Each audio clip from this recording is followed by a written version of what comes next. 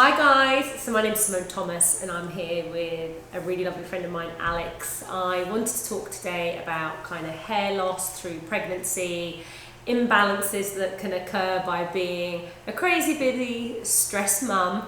I've seen a lot of people online on the incredible apps like Peanut, which I even shared with Alex not so long ago, and was like, oh my god, this is like an amazing Facebook for mums and you can hang out and have coffee.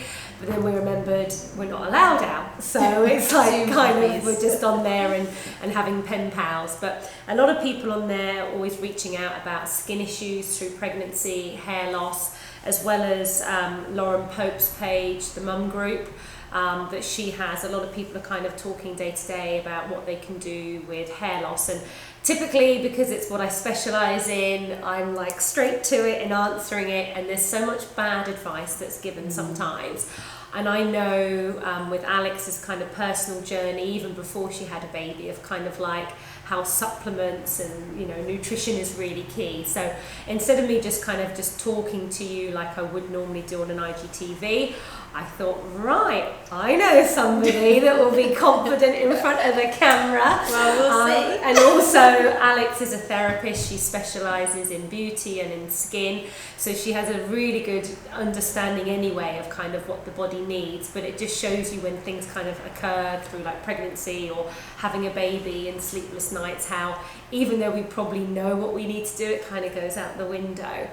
So Alex's kind of journey, you did suffer with endometriosis or polycystic ovaries? Polycystic ovaries. I didn't actually find out for a long time, but I was struggling with my weight, and I noticed on my skin as well it was quite congested, especially over the forehead area, which is a lot of time linked to digestion. And through my journey of working with skincare, I learned that your face is a bit of a map really, and you can really see what's going on in your body if you take note of what's happening with your skin. So it was learning that I thought, right, I'm going to find out what's going on here. Found out about the polycystic ovaries, but decided to go more down the natural route, so didn't take any medication, and read a really good book actually by an Australian doctor, and it was all about how you can heal polycystic ovaries through your diet. So I cut out wheat, sugar and dairy, and within 9 months my cycles came back completely regular. I lost the weight and kept it off that I'd always wanted to lose and wondered why it was there. I think through years of like exercising and trying different fad diets, and you think what's going on. So that was really, really positive. And then with my cycles coming back really regularly, the symptoms of the polycystic ovaries was pretty much eradicated, and then I fell pregnant with George probably about another 9-10 months after that really. So it was really nice to know that my body was doing what I wanted to do. No, it's quite common, I think, because a lot of food we don't realise like the chemicals that are in them. We don't realise like polycystic and endos kind of inflammation in the body, and foods can cause more inflammation, which can cause fertility issues or issues with cycles. But like you were saying, it can affect your skin because it's kind of like weeping out of you, and it's all about what you're kind of putting into your body and how you kind of shine and grow and glow from within, and kind of whatever you're putting in can kind of be mirrored on the outside. And I know obviously I'm a mum of two. They stress the hell out of me. I always call myself like part-time mummy because I have a lady, Mama Karen, that comes a few days of the week, and I always joke that I'm a mummy in the evening and I'm a mummy at the weekend, and I can never cope just even those 2 days. And I'm stressed, they're waking up, you're tired.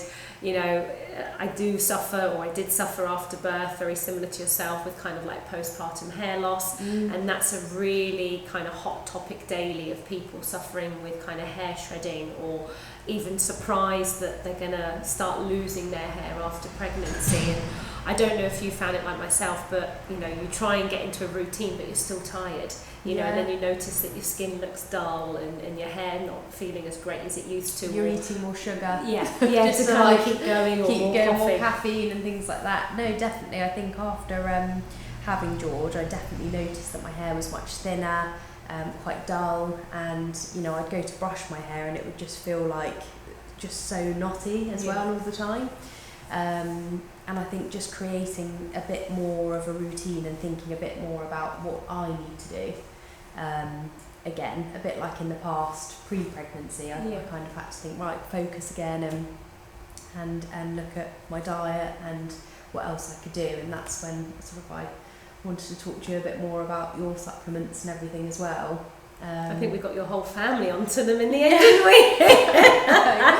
The thing is, they have genuinely been quite amazing, really, because after a month of the biotin, my hair, my other half didn't really know that I was particularly on these hair-focused supplements. He knew that I was doing the plan and everything like that, but I think he even said to me, well, you know, your hair looks a little bit thicker and what's going on? It's quite a bit longer just after a month. I remember you text me and you're like, he's even commented. And I was like, oh my God. I know. And then I think that sort of busyness and being around George, my little toddler, and everything else, I don't think I'd even noticed. I was sort of just in the morning taking my supplements, carrying on with my day. But then when he noticed, I looked in the mirror and I was like, oh my God, it really is quite a bit thicker, and my skin was better, it was glowing, and so it made quite a bit of difference, really, just focusing with that alongside adding in a bit more exercise again and looking at my diet again and thinking, right, I've got to cut out the biscuits in the morning because that's not helping anybody. And you have a massive sugar crash after an hour and you think, no, that needs to stop as well, and just look after yourself a bit better. No, it's true. And I think also because you have disturbed sleep and sleep patterns, we don't realise by having a baby in the early days, whether you're breastfeeding or doing the feed on a bottle, just even those 3 a.m. or 6 a.m. Wake up calls, it's so out of our normal rhythm, the effect that it has on kind of our mood, our skin, our hair, and even the foods that we go and pick to eat. Like you say, it's so easy to put the kettle on and think, oh, you know what, they've got their milk, I'm just going to have a digestive biscuit or something that's easy, or a Ryvita, whatever those breakfast things are, just to kind of keep you going, that you don't really sit down with your chai seeds and your porridge and your soaked oats and your smoothie and all of that stuff. Just started doing that again now, like with my oats and chai seeds, and put a bit of almond butter and honey and blueberries in there. And I was eating it the other day, and George was eating his Oatabix, I think, or something like that, which is something that he was like, okay, yes, he likes this, we're going to just go with that with some blueberries. He saw me eating this and was like, Mum? So he sat on my lap and he ended up just pretty much finishing my whole bowl. So now every day he eats a whole bowl of oats with the seeds and everything, and I'm like, yeah, that's good. Like, he should also start his day like that, because it shouldn't be any different, really. But no, massively. I read something recently that said about how women are more likely to put on weight after having a baby because of the fact that they have disturbed sleep, and actually anyone that has disturbed sleep, because of the fact that in the day your body just goes into like a bit of a crash and you just naturally think, go for the biscuits or the sugar or something like that. But the one thing I did notice actually with taking the skin quencher and the super greens was that in the morning I would take those, and then I didn't feel, I don't know if it's supposed to be a side effect, but I didn't feel throughout the day that I was needing to like go for those sugary things. So it was almost it kind of stops that craving in the sense of a bit more of a balance. Because it's flushing out, because with super greens they flush out toxins and even like disease or cravings, you tend to be more acidic. So it's a bit like, typically if you have a bar of chocolate at home and you have a bit tonight in front of a movie, it's going to be in your mind, oh, let's do the same tomorrow night, and then the next night. And it's a bit like a glass of wine. It's like, oh, just one more for the road. It becomes like a subconscious habit that you don't realise, and the super greens kind of create a cleaner environment in the gut and in the body, that those kind of cravings start to kind of get flushed out, because you haven't got the sugar in there, or you haven't got those chemicals that are like, oh, eat me. So it does, and it's kind of used for that way, that a lot of people with hair loss, whether even with pregnancy, like people that have gone through gastric brands or lost a lot of weight, they sometimes still have that sugar fix, so they will replace good food with having a bar of chocolate. Just that little bit. And it's kind of dealing with that. It's kind of like getting that flushed out the system, that you'll crave, you know, a bowl of blueberries with some walnuts or Brazil nuts, not a chocolate bar with nuts. And, you know, like you were saying, it's all about balance. And, you know, if you're 80% good, you can be 20% bad and have that chocolate and a glass of wine or go out for pizza. But it is always about balance. And I see on like the mum group, and someone posted last night on Peanuts saying the last 2 weeks that we've had is takeout because I've got no energy. And I wanted to comment and say, you've got no energy because of the food. It's not because your body hasn't got energy, it's because you're not putting the right foods in the body to fuel your body. You know, whether you're breastfeeding or not breastfeeding, your body needs so much more, because as you said, your sleep pattern, your circadian rhythm, if that goes out the window, you're going to get ill, you're going to have weakened immune system, your nails going to look bad, your skin's not going to glow, your hair's going to shred. And that's where, like where you said you took the skin quencher and the biotin plan, it kind of creates a much calmer, absorbable environment that you should then only really want to start making healthier choices. Well, with the probiotics as well, it's the first time ever I've ever taken. Is it pre or pro? Both, yeah. It's kind of like a mixed strain. I mean, you've talked to me about it for years. Said you need to get on there and start taking these like pro and prebiotics and everything. And I think I've just never really done that for myself, really. And I think it was partly that helped to keep that balance as well. Made me feel a bit more in control, I think, and just I didn't feel that craving as much to go for other things. And I think especially with having a toddler running around and, you know, the tiredness. Okay, I'm sleeping now all the way through the night, which I'm like, yes, thank you. Wait till it changes, it will come knocking. It's the worst thing ever. I literally, Ashley, and now William, who used to sleep till 9 a.m. in the morning, 5 a.m. This morning, 5 a.m, Ashley's room, turns the light off, takes a duvet off Ashley and then runs out the door and gets into bed. And then you've then got Ashley who's in tears getting him ready for school, and you just think, why can you just not both be like teenagers and stay in bed all day and drag around myself? But it goes round in circles. And I know if I don't get sleep, I feel like death the next day, you know, and even like a knock-on effect of like if they're poorly, 5 days of disturbed sleep, and then my skin feels funny, or my hair, or I'm just going to go for chocolate biscuits and snacks and stuff instead of even wanting to cook. It's all those naughty things. I think it's having George though that makes me a bit more aware of, like, now that he is having that sort of oat breakfast, because he ate mine once, you know, I'm making his now, so I just think, well, I might as well make myself some, rather than have a slice of toast or not having breakfast or something. So I'm noticing that because of him as well, I am actually eating that proper breakfast again, which does make a huge difference, just knowing that, like, I think if you start your day well, you know, do a workout if you can. Joe Wicks is just starting a new one, isn't he? He's Wake Up with Joe. I wouldn't mind. I didn't do his first one, and his PE one, I thought, oh no, I'm not going back to PE, I didn't like it at school, I'm not going to like it now. So I did my own sort of thing. I think I did a bit of Brooke Burke, amazing, talked about as well. But no, just doing a workout in the morning, having a good breakfast. I do have a coffee, which I really like, because I'm like, yes, that is my little boost for the morning. But trying to keep that to the one as well, rather than like all the way throughout the day, just keep pouring the coffee. It's just about having a balance, I suppose, isn't it? I think when you're the most tired, sometimes they're the days that you've almost got to say, make yourself that porridge this morning, rather than can't be bothered, because then you know the whole day is just going to spiral out of control. And it's like if you have Cocoa Pops or Crunchy Nut cornflakes, you're hungry you're just going to crave sugary food, or you're just going to go for convenience foods that are like a microwave meal, or go to Burger King or McDonald's or whatever. But once it's in your mindset, you then tend to have a day of kind of processed packaged food instead of actually sitting in front of the cooker and kind of cooking yourself and enjoying it and stuff as well. And, you know, for anyone kind of listening, it's so hard being a mum, but it's also hard when you're losing your hair, that you have got to kind of have a schedule, and it's really boring, and a diary that you think, right, if baby wakes up at 7 a.m, I'm going to make sure I do breakfast, but then why not make dinner?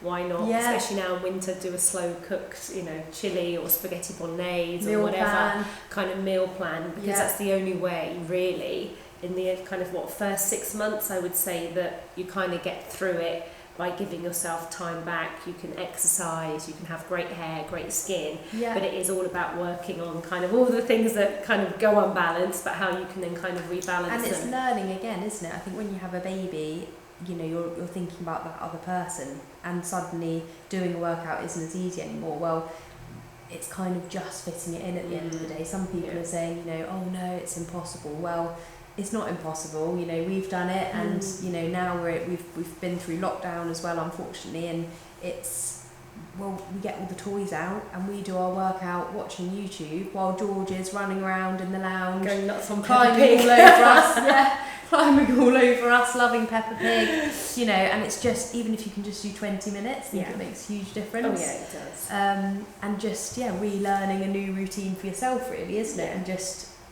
I said to my friend the other day, she just had a baby, and I just said, find one thing today, do for yourself, wash your hair, have a bath, you know, when your other half gets home, or just look after yourself, really. It just keeps your mind set in a good place, doesn't it, as well, I think. It does, and it's like anything, if you don't keep it balanced, the whole tumbling tower is going to fall down, and then unfortunately things like, you know, depression can kick in, or anxiety, or weight gain, and all that kind of stuff that you have got to kind of work on you. But I think a lot of people are kind of under a lot of pressure because of Instagram. You know, you see women giving birth and they're in full makeup and amazing hair, and Jesus Christ, my 2 birth pictures I'm never going to share with anybody, you know, and they're kind of at home, and you just think, God, you know, how much time and effort has gone into doing your hair and doing your makeup that it looks like you've given one push and the baby's come out. I was so puffy, I looked like a pufferfish. Like, my lips, people thought I'd have my lips done just before having George. Oh my God, your lips, have you had them done? I'm like, well, one, no, because you can't even do that when you're pregnant. And 2, it's just the fact that I'm pregnant, my lips were just absolutely huge. And that was basically the look, you know, giving birth. It was just this big pufferfish face and everything. It was not. No, I felt like a young girl again, like I looked like I was a 14-year-old or something. Yeah. It was not the best, and I was like, do but not even share. When you have your baby, isn't it? You don't feel 100%. No. I remember cutting my hair into a bob or something just before. I told you. Do you remember? I said to you, don't do it. You did tell me that. Yeah, I always say, like, people that come in, for some reason you want to change your look, but if you've got long hair, and weirdly, you know, we're in the salon now, if mums come in before a baby, I'm like, we'll trim your hair. If you want it cut after birth, come back and we'll do it for free, because trust me, you're not going to want it cut, because you're going to feel so low and so tired. There's something about, if you've got long hair, you just want to go for that as a comfort blanket. But I do remember when you said it, and I was like, I wouldn't if I were you. I know, and I didn't even, I think it just must have gone straight over my head. And I remember being in the hospital the next day and looking in the mirror and going, what have I done? Get on those tablets quick. This is not a good look. So it's that all that new stuff, isn't it? And learning how to look after yourself again. I think it did take me quite a while, really, to get to the point where, well, actually, I think it was probably 3 months before we even heard about lockdown. I thought, right, I'm going to the gym. And I went to a gym, put George in the creche, but it was just giving myself that hour at the end of the day to just go and do something for myself. And that's what kick-started. And then when we were in lockdown, I thought, well, I'm not going to give this up. I've really enjoyed it. Okay, he's here playing, or I might have to pause it to change a nappy. But it was just that time for me, then being able to have a good breakfast, take my supplements, and feel like, okay, if everything else in the day is all about him, I know I've spent that bit of time on you. Yeah, definitely. Yeah. I said to the half the other day, I said, you know, well, he said to me, it was really nice to wake up a little bit earlier this morning, like before George. I said, yeah, one thing I love is if ever I get the chance to wake up before him, it's really nice, because you feel like you're in control of your day. Yeah, you're not like, being woken up. No one is my boss that day. Yeah, not like, today. I've woken up, I've decided to make a cup of tea and get your bottle ready, not you've woken me up, and it's really nice to just have that extra bit of time in the morning. Yeah. But obviously, you know, that's not always possible, and it is just, if you get woken up, you get woken up, but yeah, it's just taking that extra time, isn't it? Yeah. No, I set my alarm for 6. Don't always get up at 6 or 4:30, but it is, like you say, it's like going downstairs, in my case, turning my laptop on, checking some emails, having a hot water and lemon, taking my supplements before, Mum, you know, or Will's in my bedroom, Mum, and whatever. And it is all about kind of taking time out for yourself and stuff as well. And you know, Alex touched upon it with, you know, like when she was taking the probiotics, how it made her feel in the super greens. And I know if I don't take my super greens daily, I kind of can feel, especially right now, a bit kind of in toward, like a bit down and a bit like grey, like a bit like, oh, it's another day. So I notice when I don't take them, if because I've run out or I've just literally forgotten to take them, the difference that it makes me feel. And then when I do take them, I feel so sparky and that I can take on the world and whatever else. And, you know, it's one thing that people always say is, God, your skin's glowing and your hair's amazing. What's your secret? And I'm like, no secret, you know, I own bloody Simone Thomas Wellness. Yeah, it's like, it's just kind of the product. products, and it is, and I think that's why when you see a lot of people suffering with skin and hair loss, you know, especially through pregnancy or, you know, all the other things, you're like, yeah, because your body's so stressed, like you're not sleeping, you're probably not eating well, you're not getting support, you're not getting rest. Especially this year, you're not having family members round or even able to go away for the weekend or whatever, that a lot more people are suffering a hell of a lot more and stuff as well. And also just leaving, like, I hate to say the words, but almost letting yourself go. I've often had times where I'll phone my friend and say, I've really let myself go, I can't remember the last time I shaved my legs, you know, that kind of thing. But, you know, I think in lockdown even more, it makes you realise actually just to wake up and, you know, doing my full cleansing routine, put my serums on, my eye cream, really looking after my skin as well as diet and exercise, you do just feel better. Like you say with the super greens, it boosts your mood.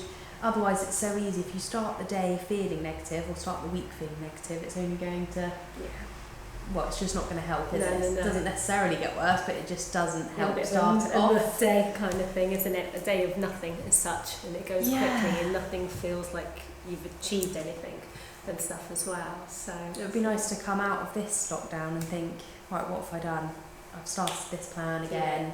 You know, I'm running out now of my supplements, so I'm like, right, get going again, and knowing that hopefully by the end of it, when we all go back to work, there's that slight sort of little thing of like, oh yeah, what have you been doing? Like, have you been looking after yourself? It's kind of that, you know, there was a lot of people on the last bout of lockdown that came back and they were, oh, I've put on so much weight and this, that and the other, and then there were the other half people who had got really fit. Full body transformations. Like, what happened to you? Yeah, you know? no, it's true. It is, and it's all about making time and plans and working on you, and everyone's got the same amount of times in the day and not having excuses, and especially at the moment where we have got kind of time and stuff as well. But if you're a new mum and you are suffering with skin or hair shedding or hair loss, reach out to me. It's something that, you know, we treat all day, every day. It's very, very easy to fix. A lot of it is because of, you know, sleep patterns, disrupted sleeps, poor food choices, not enough water, and sometimes the wrong chemicals in food as well.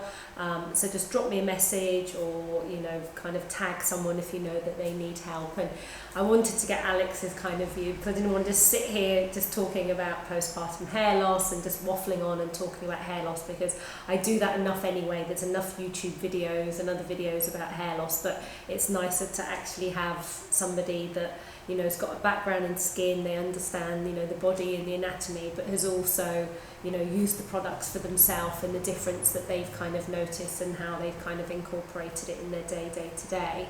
And just to add in as well, also anyone with having fertility issues, because I've literally had in the last couple of weeks back being at work and treating clients, that so many people have said to me that they, you know, are struggling with their fertility, or they're going to be going through IVF and things like this. They've got polycystic ovaries, and the first thing they're doing is going to the doctors, going down that medical route.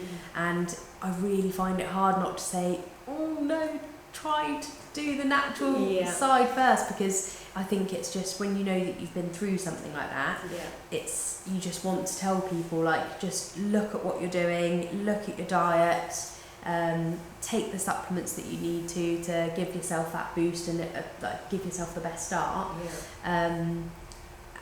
Rather than, if you can, first route medical. No, definitely. Because obviously for some people they need to go that medical route. You know, I'm not saying that 100%. Like, it's, no, I see that a lot with bioenergetics. You know, foods can be, you know, very, you know, powerful, but they can also be quite poisonous, and a lot of us don't realise the power in food or what we're lacking in supplements. And oddly enough, before these were like launched to the big wide world and I was testing them at home like a lab rat on myself, is when I got pregnant with Ashton. And then, you know, typically I kept on them, and then 10 weeks later I was pregnant with William, or 12 weeks. I mean, it was ridiculous, but had gone from being told you're never going to have children to then having Ashton, who I thought, oh my God, this is amazing birth, he's my miracle baby. And then going to the doctors, I think at 3-4 months, to be told, oh no, you're pregnant again. And I was like, no, I've just had a baby. Maybe my hormones are still in my body. You know, because I was on the tablets all day, every day, you know, because I was testing them and stuff as well. Pregnancy? Yeah, they are. I mean, like anything, with any product, you know, they always say, you know, check with your GP.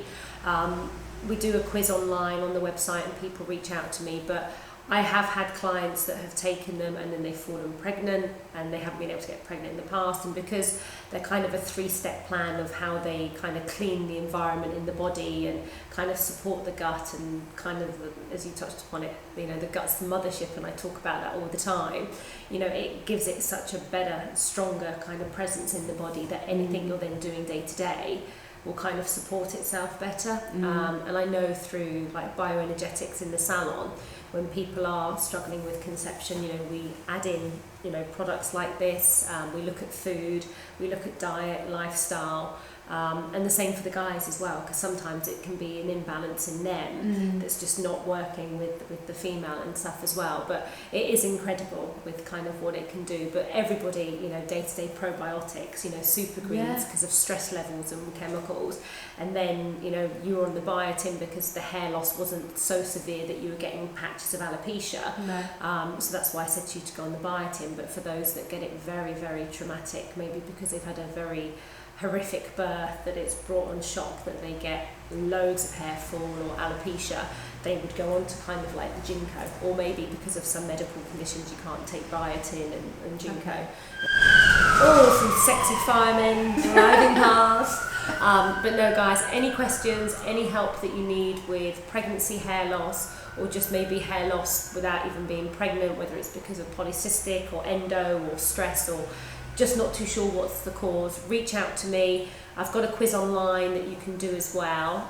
Thank you to Alex for sharing your journey. I know it was kind of like, are you free today? Do you fancy doing this? But it's so much nicer when you're able to kind of get a real person kind of talking about their own experiences, you know, as a busy mum, a working mum, and you know the difference that they've kind of incorporated into their life and stuff as well. So I'd like to say we're going to the pub, but all pubs are closed right now.